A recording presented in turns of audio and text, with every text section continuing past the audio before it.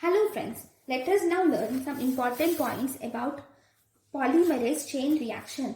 This polymerase chain reaction was introduced by Carey B. Mullis and he was awarded Nobel Prize for his discovery of polymerase chain reaction.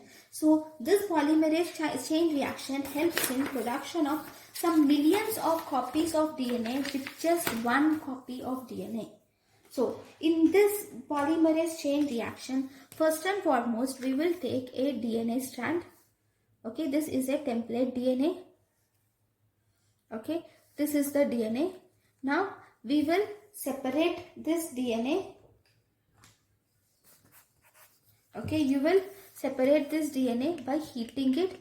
When you actually heat this DNA or by adding alkali, these two strands of DNA are separated.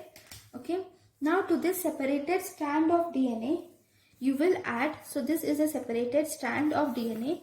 Now to this separated strand of DNA, you will add something called as primer. Okay, this primer is added. This primer will start to hybridize. Okay, now the primers are hybridized with these primers are hybridized in such a way that these both can be complementary to each other. Okay, then in the next step we will add Taq polymerase. Okay, this is the Taq polymerase which we will add. So this is the DNA template strand and this is the primer.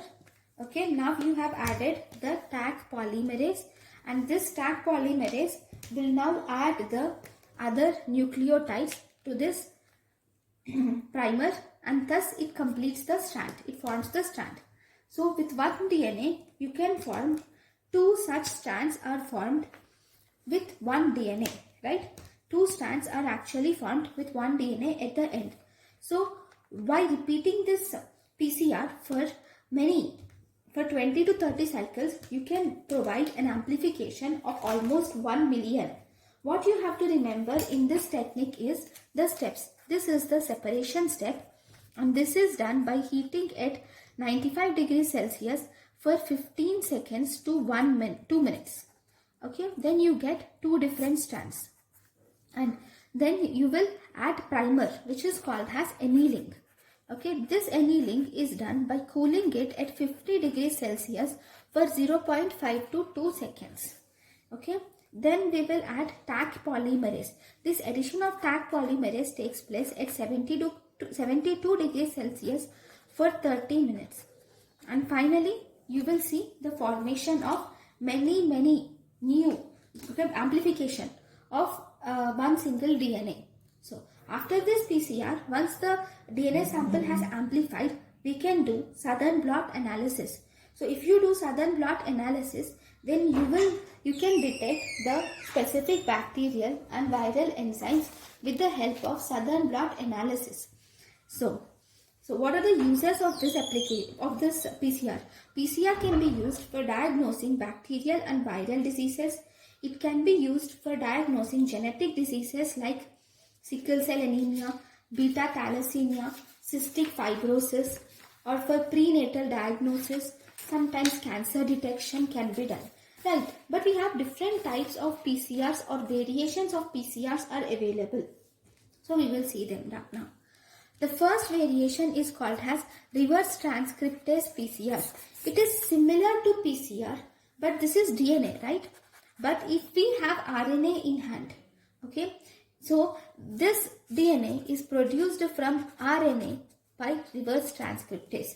If we have RNA, like for example, we are doing PCR of HIV, okay, or coronavirus. In such cases, or some RNA viruses, we have viruses in our hand.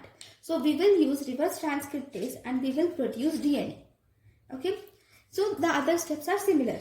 If we are using reverse transcriptase and we are producing DNA, then we call it as reverse transcriptase PCR. Here the main difference is, here this polymerase which is used normally in PCR is Taq polymerase, which is derived from Thermus aquaticus, which is a bacteria which this stack polymerase can tolerate high conditions, because normally DNA polymerase is a protein, so it gets denaturated at higher temperatures. But this stack polymerase can tolerate higher temperatures without denaturation. So if you use this reverse transcriptase PCR, obviously this reverse transcriptase PCR, for this we use teeth polymerase. Apart from that, everything is similar. This can be used for HIV RNA detection. Okay, this is one type, that is reverse transcriptase PCR. Then we have something called as nested PCR. What is this nested PCR? See, if you do this reverse transcriptase PCR, it's difficult, to amplify particular sites. Yes, we are making this primer to be specific for a particular segment, but there are chances where sometimes many unexpected primer bindings can occur. So for that we do this nested PCR, where what we do in this nested PCR is, this is the first DNA. So in this we just need this DNA, right? In the first round only the primers which are pertaining to this DNA are given, and as a result, I will draw one more color to this DNA. We got only this part of DNA, right? But our target is not this part. Our target is to get this small part of DNA. So what we do is, we will, in the second round, this is the first round of PCR. In the first round of PCR, we will give the primers which are mainly responsible for which are complementary to this bigger strand of DNA. Okay, in the second round we will give primers which are even complementary to only this smaller part of DNA. So at the end we have this smaller desired part of DNA. So in nested PCR we do 2 sets of PCR runs with 2 different sets of primer, and second set has even smaller, second set is the true target. Okay, so this is about the nested PCR. Then after nested PCR, we have something called as real-time PCR. I will show the real-time PCR in this. Okay, in this real-time PCR, this is similar to this PCR, true. But in real-time PCR, we can see the changes in real time. Like for normal PCR, we will have to wait for some minutes for the amplification to occur and then for us to quantify, right?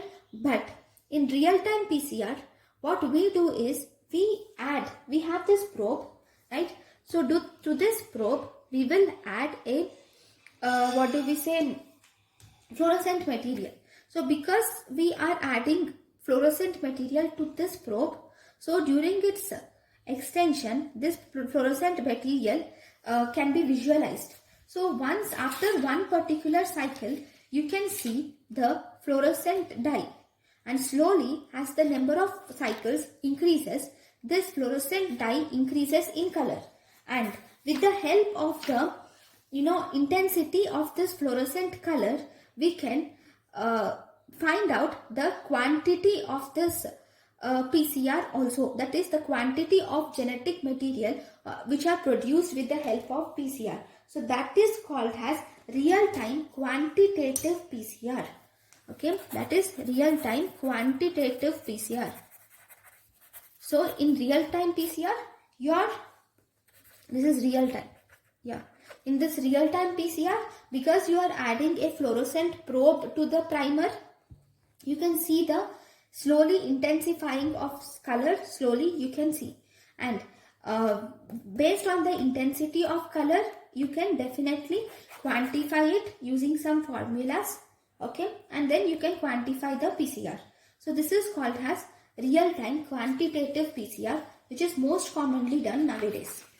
Then we have one more type, which is called as race PCR. We have a type of PCR called as race PCR, that is rapid amplification of cDNA ends. So this is ends is important. Let us see this. See, this is the DNA in this race PCR. This is the DNA which is required for amplification, I'm just drawing two segments and I'm drawing one segment. Okay, two segments, right? So we will give so this is ends. So I'm writing this has 5' end, this has 3' end, 3' end and 5' end. These are two different techniques. In the first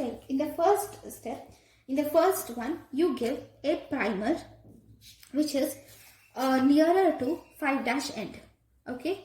So once you give a primer which is specific to this 5' end, okay, this starts amplifying in this way. So at the end, this part of the gene is not amplified, only this part is amplified.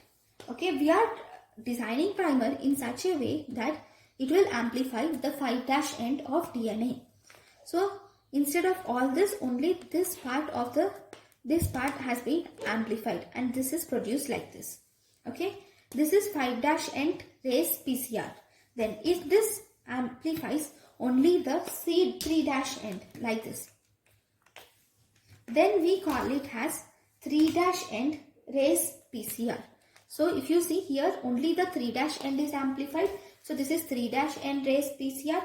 Here only 5' end is amplified. So this is 5' end raised PCR. Okay. Then the next type of PCR which is important is we have multiplex PCR.